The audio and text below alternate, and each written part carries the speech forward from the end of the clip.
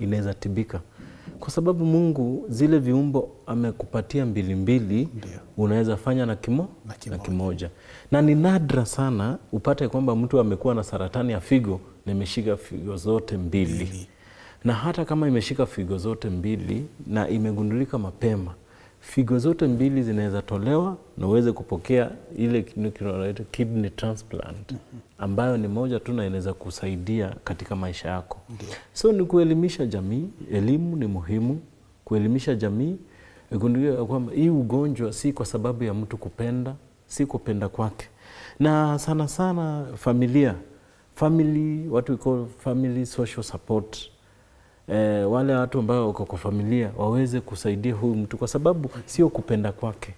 Na tumesemekana kwamba kuna genes ambazo zinaweza changia katika kupata hii ugonjwa. Kama gene kama ile tunaita von Hippel-Lindau syndrome. Hiyo ni genetic mutation ambayo inaweza patikana katika damu.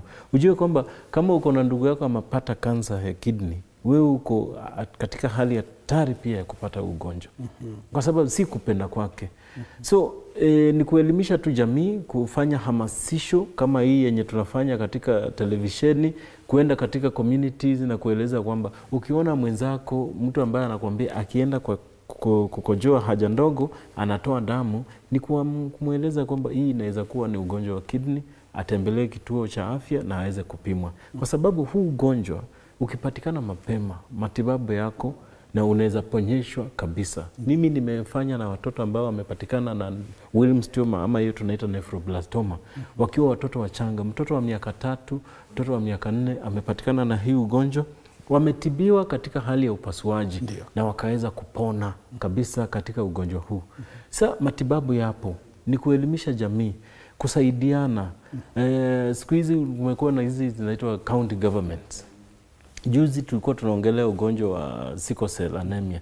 Tunapata kama hao first ladies katika zile serikali ama governors watenge sehemu kidogo ya mgao wa fedha ili kuweza kuhamasisha jamii kuhusu ugonjwa wa cancer in general.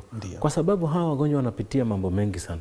Hii kadi ya SHA nimekuambia, si kila mtu anaweza sajili katika hiyo, kwa sababu ni mfumo ambao unahitaji kulipa pesa ama fedha kila mwezi.